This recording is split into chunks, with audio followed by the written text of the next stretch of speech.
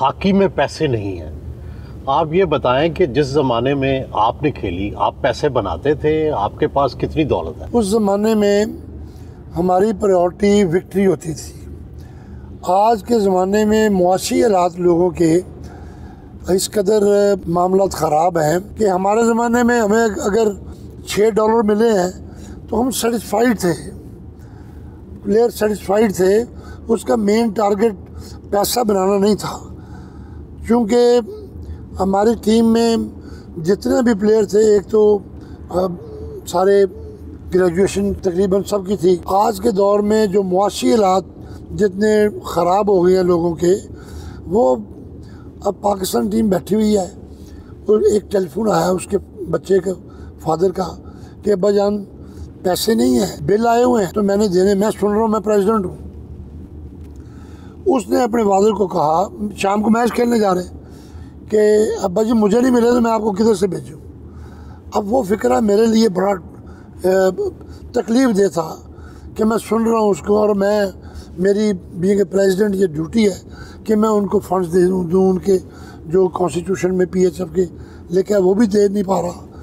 तो जब तक गवर्नमेंट जो है, कितनी आप डेली मिलती है क्रिकेटर को और हॉकी वाले को? क्रिकेट वाले तो जी उनका तो हिसाब ही कुछ और है। जहाँ उनके 48 लाख रुपया तक वो जो कप्तान है उनका, उसको मिलती सैलरी, तनख्वाह महीने की। और जो खिलाड़ी हैं, ये जब बाहर जाते हैं तो इनको कॉन्स्टिट्यूशन में $150 है, लेकिन वो भी इनको नहीं मिलते, वो भी कई महीनों से देने वाले हैं हॉकी वालों को।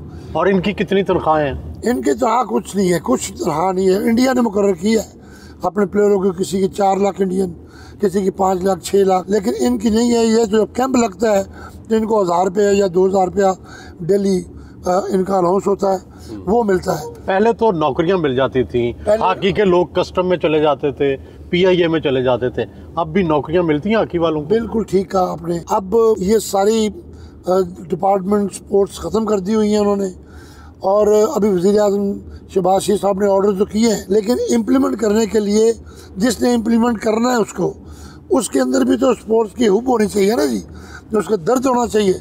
वो अभी तक वो इम्प्लीमेंट उस रूल से नहीं हुआ जिस रूल से वज़ीर आज़म ने ऑर्डर किया है। जो पुराने हॉकी के प्लेयर हैं, उनके माली हालात क्या है? कुछ ठीक नहीं है।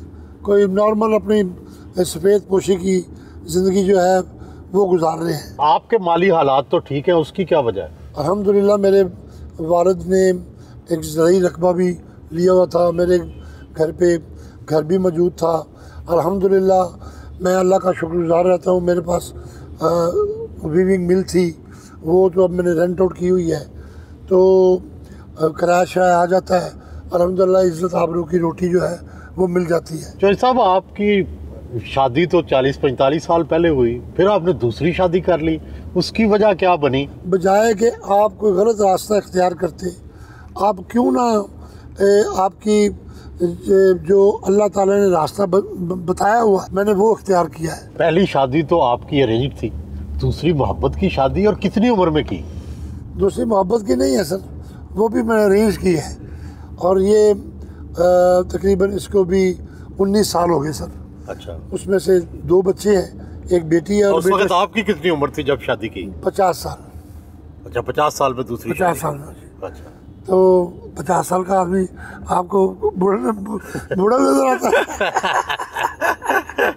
पहली एहलिया है, उन्होंने शुरू में नाराज तो हुए होंगे, मुखालफत की होगी? वो तो अब होता ही है सर, लेकिन वो चूँकि हमारा घराना एक वो मजहबी घराना भी है, मेरी वाइफ भी बड़ी माशाल्लाह 5 वक्त की नमाज़न है। मुझे आज तक नहीं पूछा मेरे बच्चों ने कि आपने दूसरी शादी क्यों की। आपकी एहलिया ने तो पूछा होगा? मेरी एहलिया ने पूछा। मेरी माँ हयात थी तो मैंने अपनी माँ को मोटिवेट किया, उनको मैंने कहा कि अम्मी जान देखें, सब ने अल्लाह के पास जाना है, तो एक बहू के पास आप रहते हैं, तो एक आपकी दूसरी बहू भी है, तो मैंने किया हुआ है, आप उसको, अल्लाह ने सवाल कर दिया तो क्या कहें। तो वो भी जज्बाती हो गई, वो भी उन्होंने अपना सोने का सेट लिया, कुछ बर्तन लिए, कुछ गिफ्ट लिए। उसके मेरे जाने से पहले ये बात सुन के उसके घर पहुंच गई। तो क्या दूसरी शादी चोरी से की थी? बिल्कुल ये बताया नहीं था मैंने किसी को कि ये कर रहा हूँ, लेकिन करने के बाद मैंने 4 माह बाद बता दिया कि मैंने शादी की हुई है। पहली अहलिया को कब बताया? 4 माह गुजरने के बाद।